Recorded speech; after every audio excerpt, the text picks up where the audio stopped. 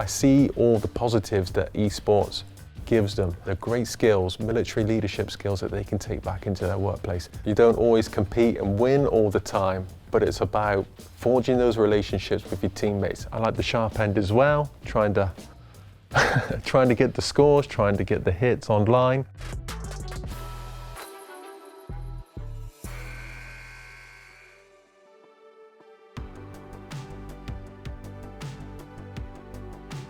Get2Know Deano.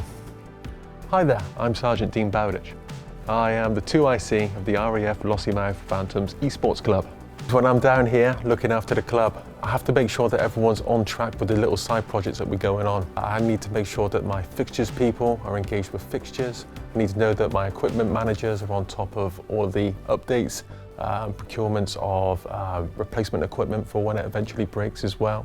When I first joined the Air Force, gaming wasn't really a thing.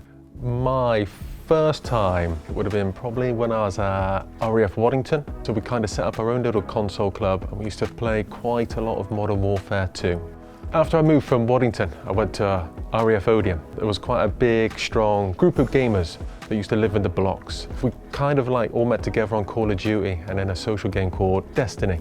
When I went away with the Chinooks to Iraq, I had a little bit of downtime as it were, and I started like planning out where I'd like to see like esports gaming. We got hold of the Det PlayStation and we started to take the RAF Odiham armourers and put them into a FIFA team, giving them their own little stats, putting the pictures of them into little group chats, trying to get the banter going. I believe it's still out there now with the old squad from 2018. Which is great to hear. When I was out there, I got brave. It gave me the courage and the belief to actually go ahead and submit a bid to the service charities to see if I could get Service Esports up and running. Didn't think nothing of it until I got home, because they say no news is good news. Once I got back from Iraq, I was summoned to the station warrant of his office. I wasn't sure if it was good or bad, because when the SWO calls on you, I don't know, it goes one of two ways. And he told me that the RAF Central Fund had taken on the bid and they wanted to talk more about it. Pitched all our work to the board, and then the board gave us the green light then to have esports not only at RAF Odiham under the guise of the Odiham Blades, and of course for the RAF Esports Association. So when it came to setting up the Odiham Blades, that was really hard. Like nothing had been done like it before. There wasn't another station where we could bounce ideas off, and it was probably from there that I was thinking, this forges relationships. This is really good. I'd love to see this like pushed out competitively, like across the Air Force. When I got to Lossiemouth, I had a very good friend here who was part of the Lossie Esports Club, as it was back then. There was a core group of 4 people. Immediately, I was like, right, what we did at Odiham, I'd love to try and replicate here. I'll bring all my experiences and my toolbox of many documents, and we'll get this going. So I arrived in here at Lossiemouth around January 2020. And then we all know what happened about February, March time with COVID. So esports and sport in general was really put on the back burner for quite a few months. So we got allocated the room June 2024. As soon as we had the place, it was easier for us to get the bid. The equipment, the PCs and everything you see behind us. We made it. We hit our deadline for opening in February. It's ever evolving. But we make a good fist of it. I've got a team, we continue to evolve, we continue to learn, and we continue to develop.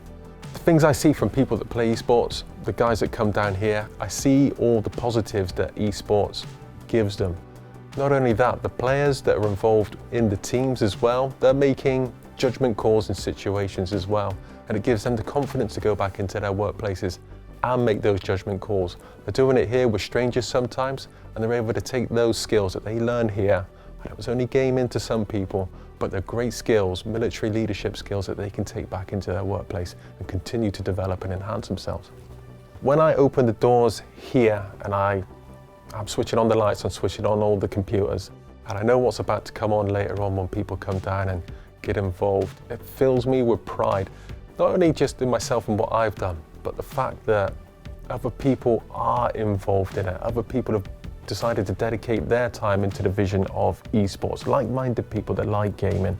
Seeing all of that makes it worth it to me. I don't mind putting in the extra hours to benefit the lives of other people, but to get the camaraderie, the team spirit, the ethos that we've got here, it means a lot to me. And being able to tell stories, so when the mighty, I like to call them the mighty Royal Air Force Lossie Phantoms were involved in the BFBS Pro League, competing at that kind of level, yeah, it makes it all worth it to me. And I hope that it inspires other people to come along. I hope that by us entering events, that other events pop up as well, and we can continue telling not only like my story, but their story and the story of the Phantoms.